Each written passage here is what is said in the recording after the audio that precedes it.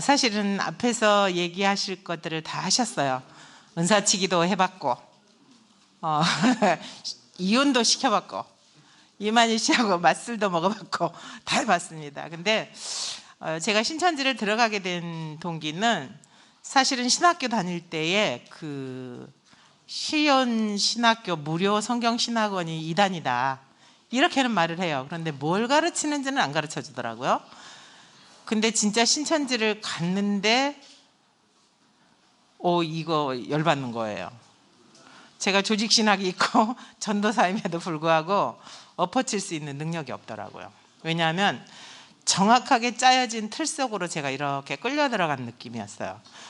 그리고 나서 그렇게 하고 나왔어야 되는데 그게 잘 안 돼요. 사실 한 번 들어가면 미혹이라는 게 못 빠져나오겠더라고요. 그래서 저는 신천지에서 생긴 것 같지 않게 똑같이 굉장히 열정적으로 일을 했어요. 그래서 6개월 만에 구역장, 6개월 만에 지역장, 그 다음에 강사 훈련, 회장 다 해먹어봤습니다. 그래서 신천지에서 얼마나 악랄하게 사람을 굴리는지 너무나 잘 알죠. 그리고 미혹이 되지 않는 게 좋습니다. 그런데 신앙생활을 하는 사람들, 지금 믿지 않는 사람을 더 많이 내려가요. 그래서 이거는 어떤 종교적인 한 단체의 문제가 아니에요. 아까도 앞에서 말씀하셨지만 이만희 씨를 안 죽는다라고 믿었어요. 그리고 신기루를 지금 걸어가고 있잖아요. 학교도 그만뒀어. 직장도 그만뒀어. 직장도 없어. 결혼도 안 했어. 빚은 있어. 제가 있을 때 신천지에서 신용불량에 안 걸린 사람이 없었어요. 보험 다 깨버렸죠.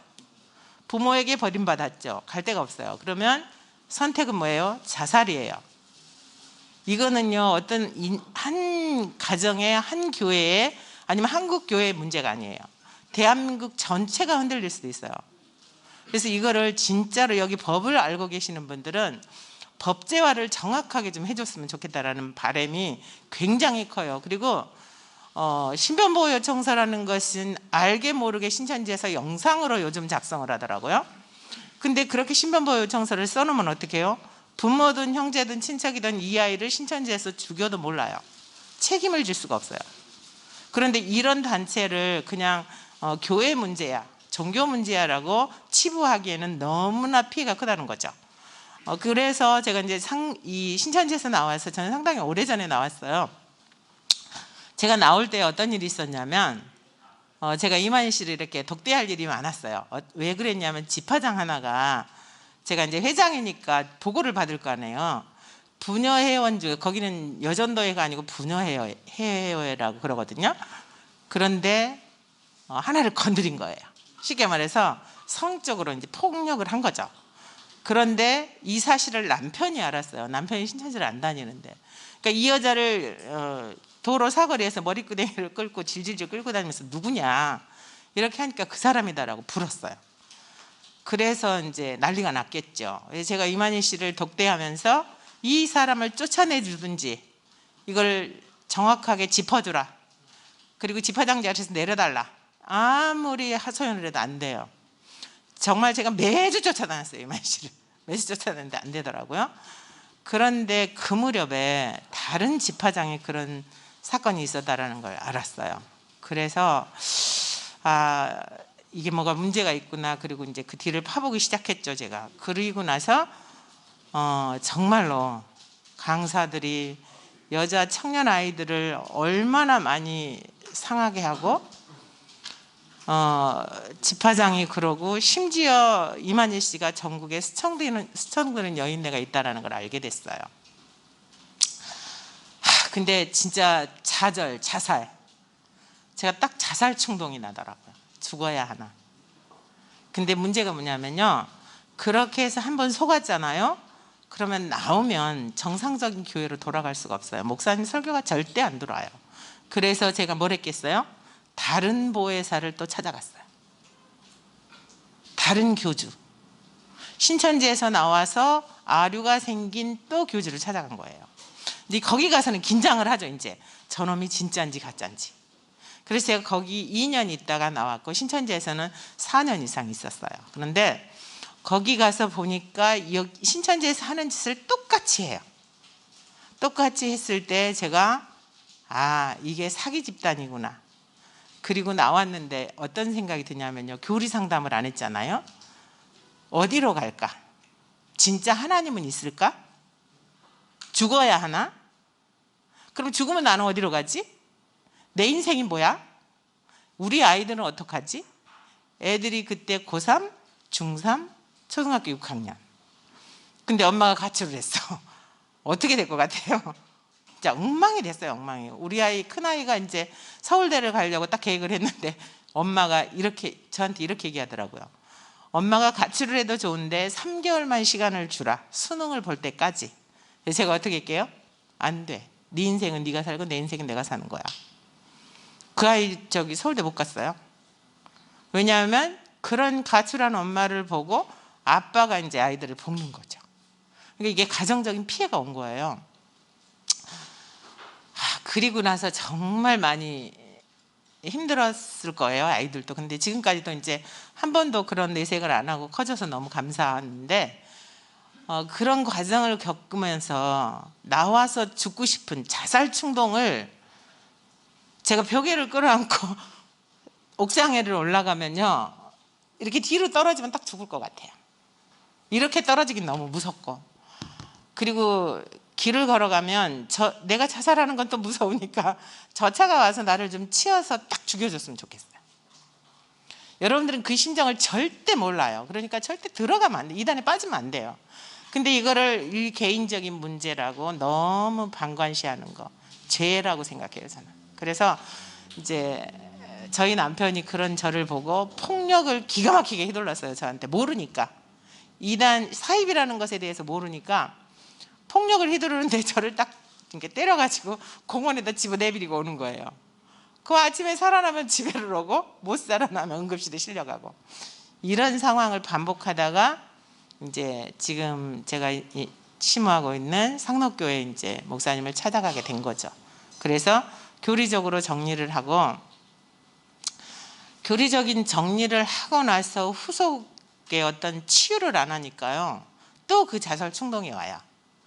그래서 신천지에서 이렇게 아이들이, 우리 앞에 청년들도 얘기했지만, 나왔을 때 반드시 치료가 필요합니다. 치료가 필요한데, 여기 대구 청청센터나 서울 청청센터를 계속 하면서 제가 느낀 게, 교회에서 할 수 없는 작은 일이나마 이 청청센터를 통해서 했으면 좋겠다, 이런 가장 큰 바람이 있었어요. 근데 여기 와서 보니 굉장히 활력 있고 좋네요. 그래서 그 아픔들을 안아줄 수 있는, 아까 그랬잖아요, 원래는 피해자가 가해자가 되고 그 가해자가 또 피해자를 만들어내는 거더라고요. 이게 꼭 다단계 같아요, 피라미드. 그래서 정말 꼭 치료가 필요한 상황이고 법제화가 필요한 상황이고, 지금 제가 이제 한 가지, 이런 거는 밖에 나온 일이 없을 거예요. 왜냐하면 상담하면서 경험한 일이니까.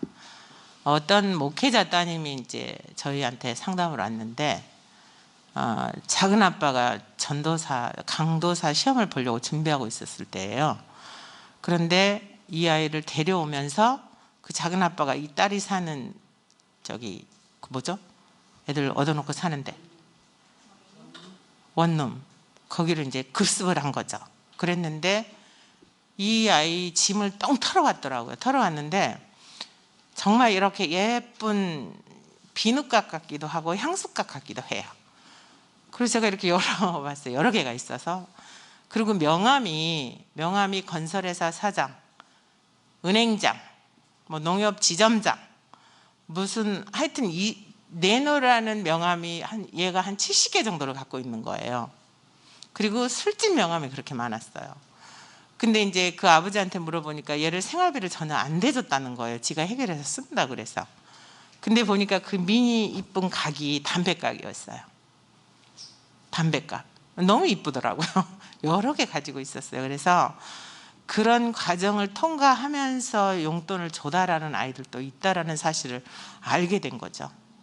집에서 신천지에 빠졌다고 용돈 안 주면 아이들이 무슨 짓을 하겠어요.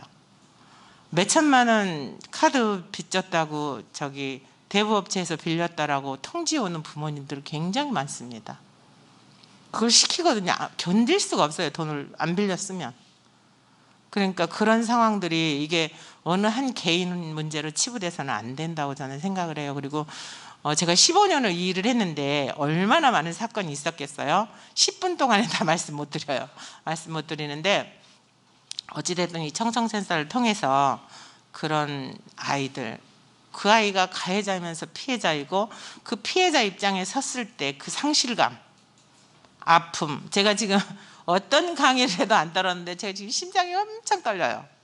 전 절대로 안 떠는 사람인데 오늘 그 18년 전 그때 상황들이 너무 떠올라서 제가 치료를 완전히 받았다고 생각했음에도 불구하고 이게 아픔으로 내면에 깔려 있다는 걸 제가 오늘 발견했네요. 진짜로. 그래서 그렇다면 저같이 충분히 틀렸다라는 것을 반증받고 치료받고 충분한 기도 생활을 했음에도 불구하고 지금 18년 됐잖아요. 그 오랜 세월 동안에도 아직 내면에 깔려 있다라는 있는 저를 보면서 다른 아이들은 어떨까? 그 아이들이 과연 이렇게 충분한 치료를 받을 수 있는 상황이 될까라는 그런 고민에 사실 제가 빠졌어요. 그래서 상담을 이어가면서 충분히 이 아이들에게 더 많은 그 긍휼함, 하나님께서 우리를 하나님 용어를 쓰면 안 된다고 그랬는데 긍휼함을 베풀어 주신 것처럼 그 아이들에게도 피해자로서 아픈 환자로서 바라보면서 최선의 경주를 다해야 되겠다라는 생각을 했고 청청센터 화이팅! 감사합니다.